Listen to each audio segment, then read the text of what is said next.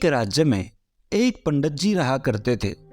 वे अपनी बुद्धिमत्ता के लिए बहुत प्रसिद्ध थे। उनकी बुद्धिमत्ता के चर्चे दूर दूर तक फैले हुए थे। एक दिन उस राज्य के राजा ने पंडित जी को अपने दरबार में आमंत्रित किया। पंडित जी दरबार में पहुंचे। राजा ने उनसे कई विषयों पर गहन चर्चा की। चर्चा समाप्त होने के पश्चात जब पंडित जी प्रस्थान करने लगे तो राजा ने उनसे कहा, पंडित जी, आप आज्ञा दें तो मैं एक बात आपसे पूछना चाहता हूँ। पंडित जी ने कहा, पूछिए राजन। राजा ने पूछा, आप इतने बुद्धिमान हैं पंडित जी, किंतु आपका पुत्र इतना मूर्ख क्यों है? राजा का प्रश्न सुनकर पंडित जी को बुरा लगा। उन्होंने पूछा, आप ऐसा क्यों कह रहे हैं राजन? राजा बोले, पंडित जी, आपके पुत्र को ये भी नहीं पता कि सोने और चांदी में अधिक मूल्यवान क्या है। यह सुनकर सारे दरबारी हंसने लगे। सबको यूं हंसता देख पंडित जी ने स्वयं को बहुत अपमानित महसूस किया, किंतु वे बिना कुछ कहे अपने घर लौट आए। ऐसी ही कहानियां सुनने के लिए हमारे इस चैनल को सब्सक्राइब जरूर करें और इस वीडियो को लाइक करना ना भूलें।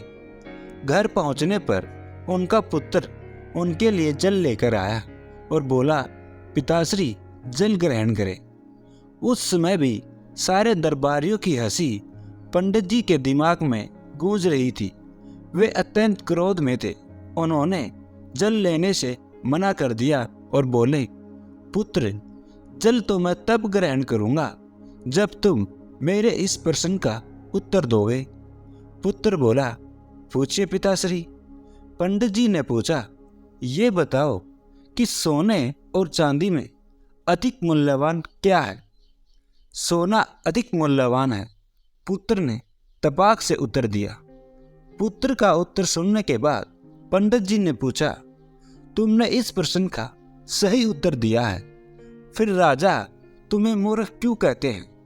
वे कहते हैं कि तुम्हें सोने और चांदी के मूल्य का ज्ञान नहीं है। पंडित जी की बात सुनकर पुत्र सारा माजरा समझ गया। वह उन्हें बताने लगा, पिताश्री, मैं प्रतिदिन सुबह जिस रास्ते से विद्यालय जाता हूँ, उस रास्ते के किनारे राजा अपना दरबार लगाते हैं। वहाँ ज्ञानी और बुद्धिमान लोग बैठकर विभिन्न विषयों पर चर्चा करते हैं।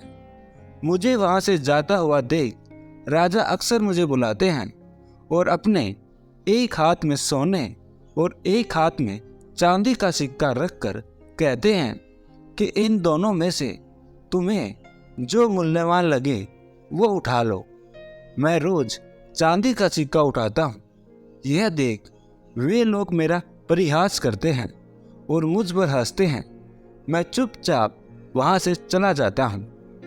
पूरी बात सुनकर पंडित जी ने कहा, पुत्र, जब तुम्हें ज्ञात है कि सोने और चांदी में अधिक मूल्यवान सोना है, तो सोने का सिक्का उठाकर ले आया करो। क्यों स्वयं को उनकी दृष्टि में मूर्ख साबित करते हो? तुम्हारे कारण मुझे भी आज अपमानित होना पड़ा। पुत्र हंसते हुए बोला, पिताश्री, मेरे साथ अंदर आइए, मैं आपको इसका कारण बताता हूँ। वह पंडित जी को अंदर के कक्ष में ले गया। वहाँ एक कोने पर एक संदूक रखा हुआ था। उसने वह संदूक खोलकर पंडित जी को दिखाया। पंडित जी आश्चर्यचकित रह गए। उस संदूक में चांदी के सिक्के भरे हुए थे। पंडित जी ने पूछा, पुत्र, ये सब कहाँ से आया? पुत्र ने उत्तर दिया, पिताश्री, राजा के लिए मुझे रोकना और हाथ में सोने और चांदी का सिक्का लेकर वह प्रश्न पूछना एक खेल बन गया है। अक्सर वे यह खेल मेरे साथ खेला करते हैं और मैं चांदी का सिक्का लेकर आ जाता हूँ। उन्हीं चांदी के सिक्कों से यह संदूक भर गया है। जिस दिन मैंने सोने का सिक्का उठा लिया, उस दिन से ये खेल बंद हो जाएगा।